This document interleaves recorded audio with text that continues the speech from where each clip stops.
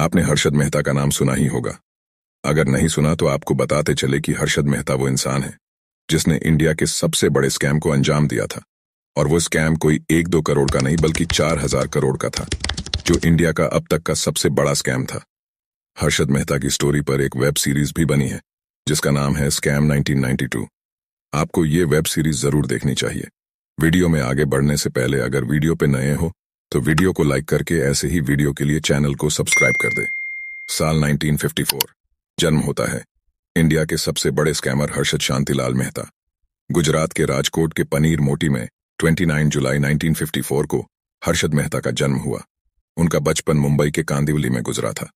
हर्षद मेहता ने लाजपत राय कॉलेज से बीकॉम की पढ़ाई की।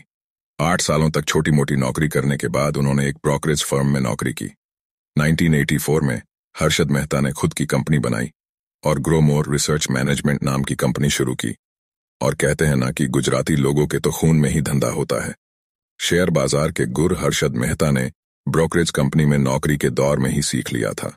मेहता को बिग बुल कहा जाता था क्योंकि उसने स्टॉक मार्केट में तेजी शुरू की थी। साल 1990 में शेयर बाजार तेजी से चढ़ा, जिसके लिए मेहता को जिम्मेदार माना गया है। हर्षद मेहता बैंकिंग सिस्टम का फायदा उठाकर उनसे लोन लेकर उनके पैसे शेयर मार्केट में लगा देते थे। 2 बैंकों के बीच ब्रोकर बनकर मेहता 15 दिन के लिए लोन लेकर बैंकों से पैसा उठाते थे और फिर शेयर बाजार से मुनाफा कमाकर बैंकों को पैसा लौटा देते थे। एक बार जब यह बात सामने आई तो शेयर मार्केट में तेज गिरावट आनी शुरू हो गई। बैंक रिकंसिलिएशन और उसे दूसरे बैंक के पास गिरवी रखकर हर्षद मेहता को आराम से पैसा मिल जाते था।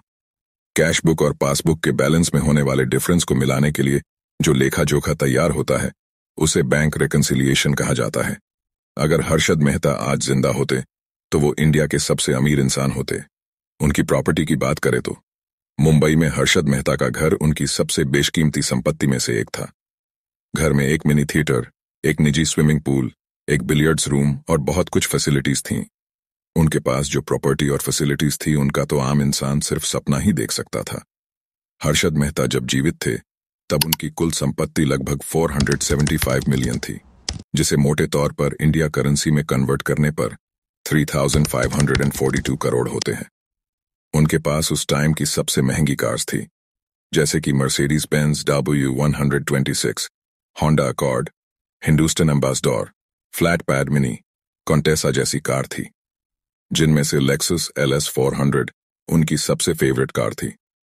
लेक्सस LS 400 ऐसी कार थी जो इंडिया में लॉन्च भी नहीं हुई थी और पूरे इंडिया में सिर्फ उनके पास ही ये कार थी, जिसकी प्राइस 45 लाख के अराउंड थी। और यही कार शायद उनके पतन का कारण बनी थी। जब टाइम्स ऑफ इंडिया की जर्नलिस्ट सुचिता दलाल ने यह कार SBI के हेडक्वार्टर के बाहर देखी तो उन्हें लगा कि एक ब्रोकर के पास इतना पैसा कहां से आया, और उन्होंने हर्षद मेहता का पर्दाफाश करने की शुरुआत की और उन्होंने इस स्कैम को पर्दाफाश भी कर दिया और इस टॉपिक पर एक बुक भी लिखी जिसका नाम था द स्कैम। हर्षद मेहता के इस घोटाले का खुलासा होने के बाद हर्षद मेहता के ऊपर 72 क्रिमिनल चार्ज लगाए गए और सिविल केस फाइल हुए। उन्होंने 1993 में यह दावा किया कि उन्होंने इस केस से बाहर निकलने के लिए देश के प्राइम मिनिस्टर को 1 करोड़ की रिश्वत दी थी, पर उस बात को दबा दिया गया। हर्षद मेहता थाने जेल में बंद थे। तभी 2001 के आखिरी दिन 31 दिसंबर उन्हें तेज दर्द की शिकायत हुई और अस्पताल में उनकी मौत हो गई। हर्षद मेहता के शेयर बाजार घोटाले के करीब 25 साल बाद भी उनके परिवार से इसकी वसूली जारी थी। कस्टोडियन ने मेहता की संपत्तियों को बेचकर RS 1000 करोड़ से अधिक की रकम विभाग के नाम जारी करा दी है। स्कैम 1992 में उनका जो कैरेक्टर है उसका एक फेमस डायलॉग है, रिस्क है तो इश्क है। मतलब जब तक आप जिंदगी में रिस्क नहीं लोगे तब तक आगे नहीं बढ़ पाओगे।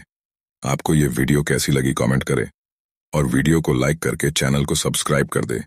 मिलते हैं अगले वीडियो में, तब तक बाय बाय।